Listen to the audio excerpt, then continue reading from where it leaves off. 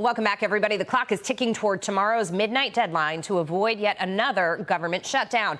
The Senate earlier today passed the spending bill and punted it to the House for a vote. But the bill only provides funding until December 16th. The legislation doesn't include aid for Hurricane Ian recovery, but it does include over $12 billion in aid to Ukraine. The House is poised to vote on the bill tomorrow before the deadline, but the next time this will come up will be after the midterms. It could be a lot messier then. So why does this keep happening, and who's to blame? Joining me tonight, Virginia Republican Congressman on the House Budget and Appropriations Committees, Ben Cline. Congressman, great to have you on the program tonight. Let's dig into this. If the House does pass this resolution to take us to December 16th, it really is just a Band-Aid. It's a temporary solution to a much larger problem. We've done this so many times before, kicking the can down the road. Why can't we really resolve the issue once and for all?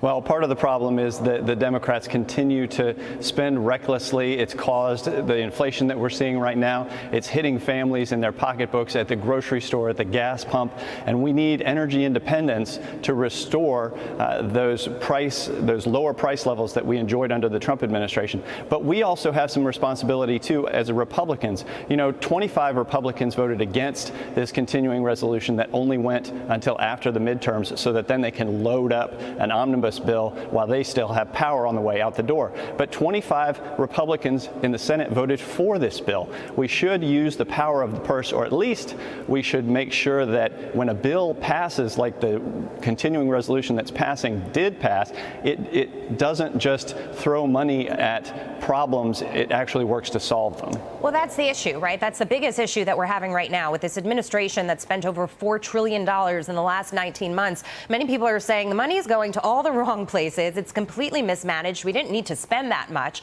And there are a lot of people who are up in arms right now saying $12 billion more dollars to Ukraine when Florida is in a disaster state right now. And essentially, you know, funds certainly need to go down there to help with the recovery efforts.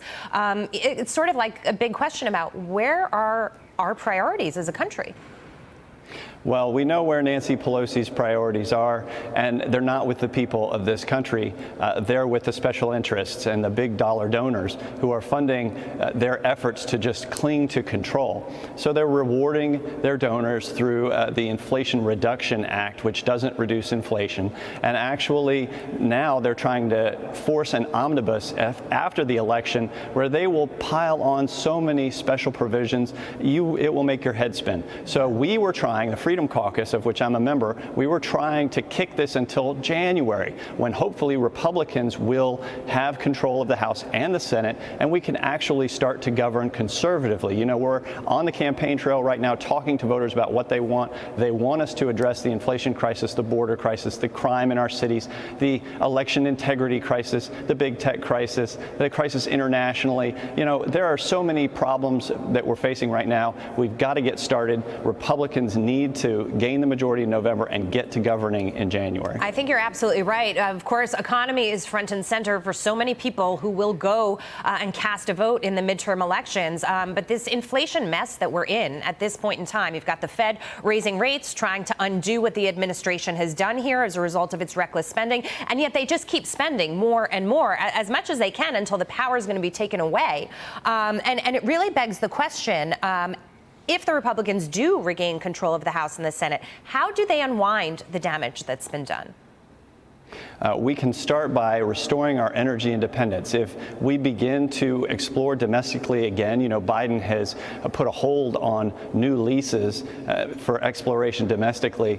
If we can begin to produce, it will help bring down costs of oil, natural gas, other energy costs, and that will flow through. You know, farmers rely on these energy costs for input costs. We have machines that run in industries, in factories that require this energy. So by lowering the cost of energy, we'll be able to have an effect on our prices across the board, and that will happen very quickly because energy is largely a futures market. Yeah. So we hope to do that as soon as possible in January. But you know, I have people on the campaign trail tell me we don't even know if we're, as a country, we can make it to November. We're spending so much, so fast, and inflation is just running away with us. Yeah, so rampantly. You brought up the so-called Inflation Reduction Act. It really was a climate and healthcare bill and the climate portion of it doubling down on the destruction of fossil fuels in this country.